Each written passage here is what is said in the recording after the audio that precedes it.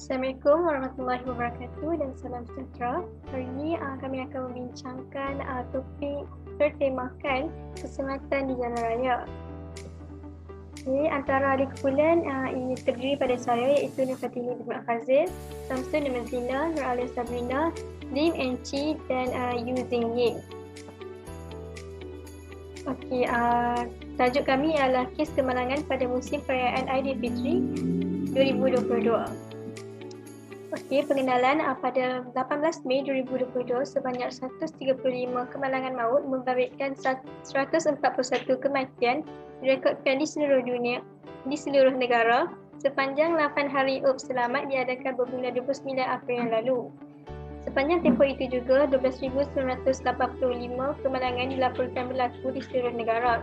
Sebanyak 4.7 juta kenderaan telah dijangka membanjiri lebuh raya dan jalan raya pada musim perayaan tersebut. Pada tahun 2019, mengikut laporan statistik Jabatan Siasatan dan Penguatkuasaan Trafik, sebanyak 19,515 kemalangan dicatatkan di seluruh negara semasa perayaan Aidilfitri. Objektif kajian kami adalah mengkaji persoalan mengenai kehayatan etika dalam kalangan pengguna jalan raya di Malaysia dan mengkaji langkah-langkah keselamatan serta persediaan sebelum pulang ke kampung. Okay, untuk penyataan masalah kemalangan jalan raya di musim perayaan, faktor melebihi had laju, memandu dalam keadaan letih dan ingin cepat sampai ke destinasi menjadi antara faktor utama berlaku kemalangan jalan raya ketika musim perayaan. Malaysia menyaksikan penurunan angka kemalangan di musim perayaan pada 2020 dan 2021 disebabkan pelbagai sekatan yang dikenakan oleh pihak berkuasa bagi mengawal penularan COVID-19. Peningkatan mendadak bilangan kenderaan berbanding hari biasa bukan sahaja menyumbang kepada kesesakan jalan raya, terutama di lebuh raya dan jalan persekutuan di seluruh negara. Majoriti rakyat Malaysia sangat teruja untuk menyambut perayaan Aidilfitri pada tahun ini selepas 2 tahun iaitu tahun 2020 dan tahun 2021 tidak dapat menyambut perayaan seperti kelaziman disebabkan oleh pandemik COVID-19. Keterujaan ini tidak hanya bagi masyarakat yang beragama Islam, malahan penganut agama lain turut mengambil peluang untuk pulang ke kampung sepanjang cuti perayaan ini. Okey, skop kajian kami ialah dijalankan secara atas talian dan temubual secara bersemuka di Universiti Putra Malaysia.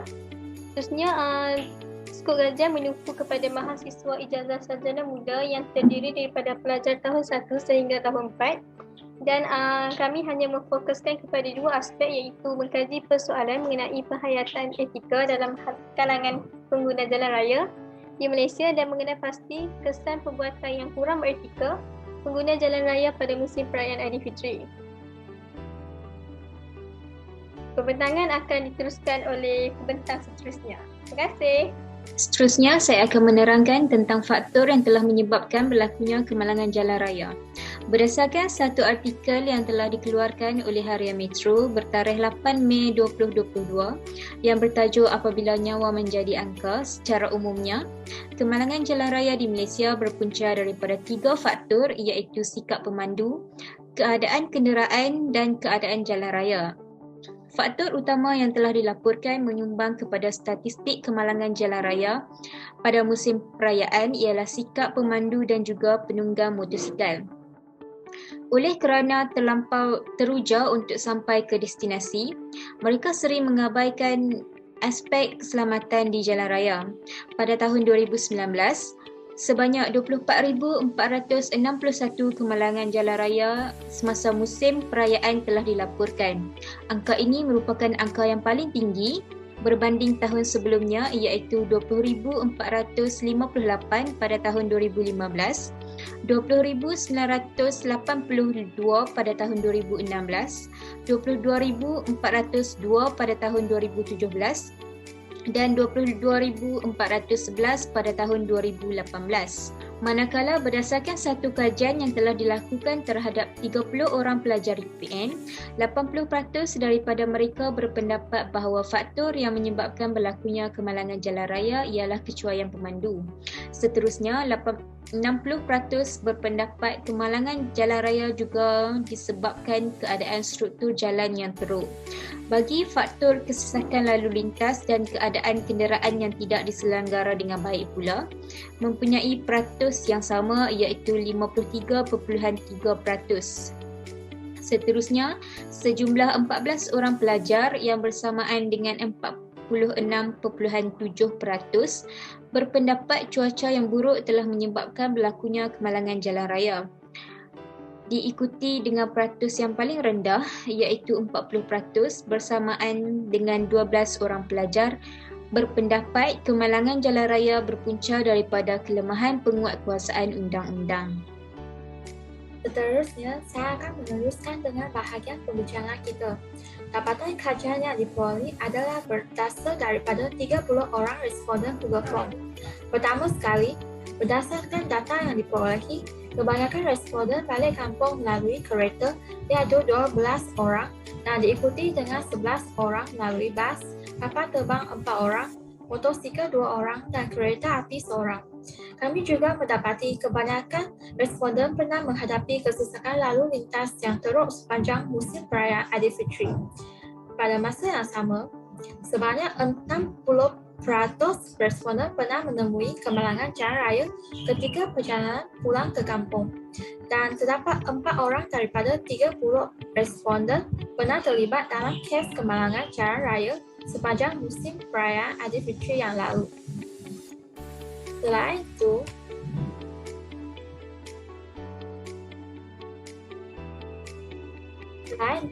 majoriti responden berpendapat bahawa faktor yang menyebabkan berlakunya kes kemalangan jalan raya ialah kekecayan pemandu iaitu 80%, iaitu sama dengan 24 orang responden dan diikuti dengan keadaan struktur jalan yang teruk 60%, iaitu 18 orang responden.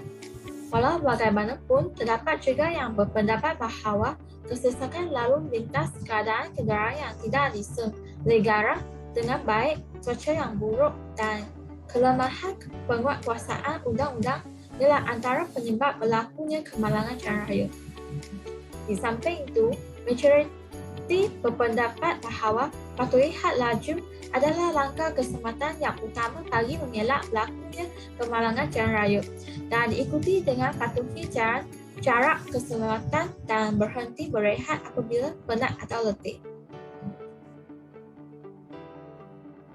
Kemudian, majoriti daripada responden mempunyai pengetahuan dan persediaan yang boleh atau perlu dilakukan oleh seseorang individu sebelum pulang ke kampung bagi menjamin keselamatan.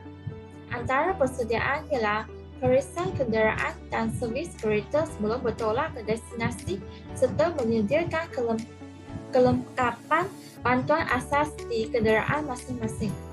Dan 73.3% iaitu bersama dengan 22 orang responden berpendapat dan setuju bahawa kesesakan lalu lintas adalah faktor utama kepada berlakunya kes kemalangan jalan raya pada musim perayaan yang lalu.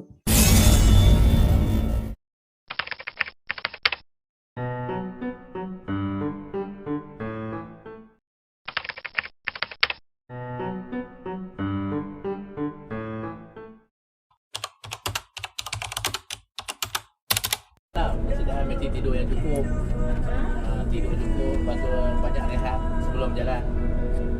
Itu lah.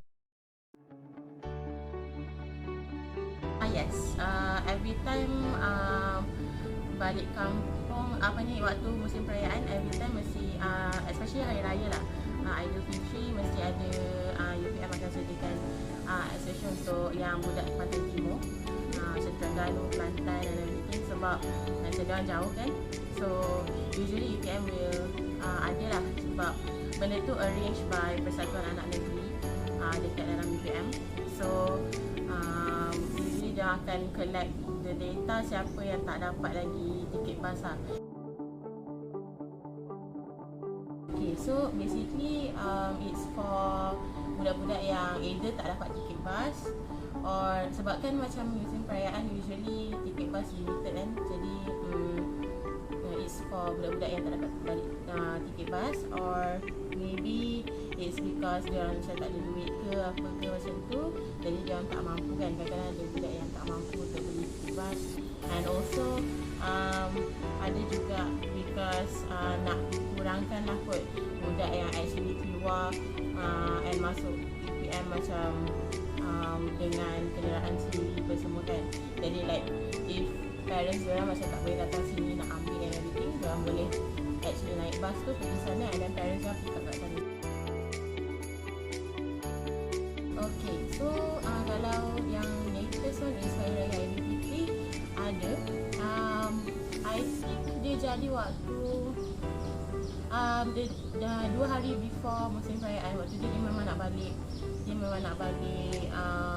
raya lah kiranya. Dia actually terlibat dalam kemalangan kereta dekat highway. Dia bawa kereta sendiri rasanya. Yang tu saya tak berapa pasti, but then I know that dia kemalangan kereta langsung. Biasanya kalau sekarang ni usually saya balik dengan abang saya. Bas tu tak terlalu ramai orang. Bas je lah, boleh je. Tapi kalau bas tu jenis yang bas yang betul-betul pack tu semua tak kereta. Kenapa? Senang kot. Boleh tidur, tak payah kepo semua. Kalau bawa kereta, kena alert selalu kan. Mas baju, isi tas jenggot, lepas tu cek tayar yang dia keluar. Assalamualaikum warahmatullahi wabarakatuh dan salam sejahtera. Nama saya Syamsul Mazlina binti Samad, nombor matriks 209960. Jadi saya akan teruskan dengan langkah-langkah keselamatan jalan raya. Berdasarkan Majlis Keselamatan Malaysia, terdapat 5 langkah keselamatan jalan raya. Yang pertama adalah patuhi jarak keselamatan, iaitu memastikan jarak yang selamat di antara kereta anda dan kereta di hadapan anda. Yang kedua adalah pakai tali pinggang geledah bagi memastikan anda kekal dilindungi. Yang ketiga adalah patuhi had laju. Ini bagi memudahkan anda memberhentikan kenderaan apabila diperlukan dan memberi masa yang cukup untuk bertindak balas terhadap sebarang perubahan jalan raya. Yang keempat adalah patuhi lampu isyarat, iaitu dengan bersedia untuk berhenti di lampu kuning dan berhenti di lampu merah. Yang terakhir adalah jangan memandu ketika mabuk, iaitu kerana alkohol akan menjejaskan pemanduan anda. Jadi berdasarkan graf yang telah ditunjukkan, graf ini juga menunjukkan kesedaran pelajar UPM tentang langkah-langkah keselamatan jalan raya yang telah disarankan oleh MKN berdasarkan survey yang kami buat. Seterusnya adalah persediaan sebelum perjalanan pulang ke kampung.